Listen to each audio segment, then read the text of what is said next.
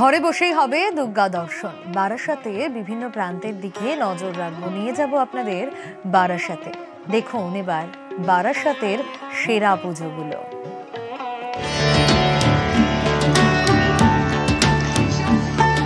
সেরা আবাসনের পুজো ঘুরতে ঘুরতে আমরা চলে এলাম একেবারে মধ্যম গ্রামে, এবং নিউজ 18 বাংলার বিচারে অর্থাৎ এই আবাসন তারাই কিন্তু জেলার সেরা শিরোপা অর্জন করছেন।